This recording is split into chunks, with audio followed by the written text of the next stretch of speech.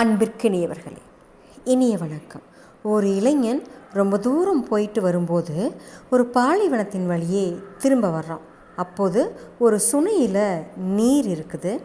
ஆவலோடு ஓடி போய் அந்த நீரை பருகியவன் அந்த நீருடைய சுவையில் அளவற்ற மகிழ்ச்சி அடைகிறான். குடிமக்களை சிறந்த முறையில் பரிபாலனம் செய்யக்கூடிய தனது நாட்டு மன்னனுக்கு அந்த நீரை கொடுத்தா அவர் ரொம்பவும் மகிழ்ச்சி அடைவார் அப்படின்னு நினச்சி தன்னுடைய தோல் பையில் அந்த நீரை கொஞ்சம் நிரப்பிக்கிட்டான். 4 நாட்கள் பயண முடிவில் தன்னுடைய ஊரை சென்றடைகிறான். அரண்மனைக்கு சென்று அரசனிடம் அந்த நீரின் அருமை பெருமைகள் எல்லாம் கூறி, உலகத்திலேயே இது போல் சுவையான நீர் கண்டிப்பாக இருக்கவே முடியாது அப்படின்னு சொல்லி அதை அவருக்கு கொடுக்குறான். மன்னன் சிறிதும் தாமதிக்காமல் மொத்த நீரையும் குடிக்க ஆரம்பிக்கிறான். இதை பக்கத்தில் இருந்து பார்த்துக்கிட்டு இருந்த பட்டத்து ராணி, எனக்கும் கொஞ்சம் அந்த நீரை கொடுங்களேன், எனக்கும் அதை குடிக்க ஆசையாக இருக்குது அப்படின்னு சொல்ல, அவங்க சொன்னதை காதுலேயே வாங்கிக்காமல் மொத்த நீரையும் குடிச்சு முடிச்சிட்டாரு மன்னன். பிரமாதம்! உண்மையிலேயே இது போல் ஒரு சுவையான ஒரு நீரை நான் இதுவரை என் வாழ்க்கையில் அருந்தியதே இல்லை.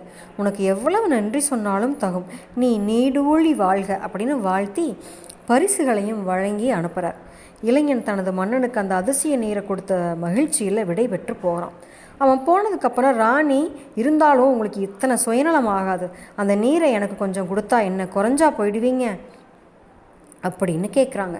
இல்லை ராணி, நான் மொத்த நீரையும் குடிக்கல, அதில் இன்னும் கொஞ்சம் நீர் இருக்குது, வேண்டுமானா நீ கொஞ்சம் குடிச்சு பாருன்னு சொல்கிறார். அரசன் சொன்ன உடனே ஆவலுடன் எடுத்து குடித்தவ ஒரு வாய் குடித்ததும், சேச்சே என்ன தண்ணீர் இப்படி நாற்றம் அடிக்குது அப்படின்னு சொல்லி அந்த நீரை உடனடியாக துப்பிடுறாங்க.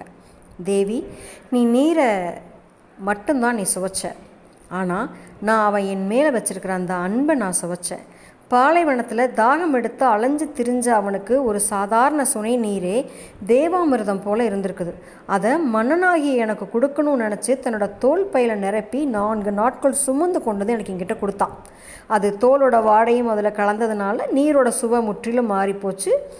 அவன் இருக்கும்போது நீரை உனக்கு கொடுத்துருந்தா நீ இப்போ செஞ்சது போலவே அவன் முன்னாடியும் செஞ்சுருப்ப. அவனுடைய மனசு எவ்வளவு வேதனைப்பட்டிருக்கும்.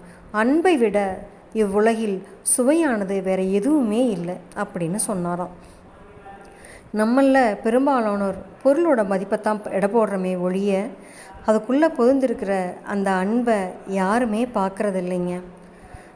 கண்டிப்பாக அப்படி செய்கிறது உள்ளிருக்கும் முத்தை அறியாமல் சிப்பியை ஒதுக்குவது போல தானுங்க.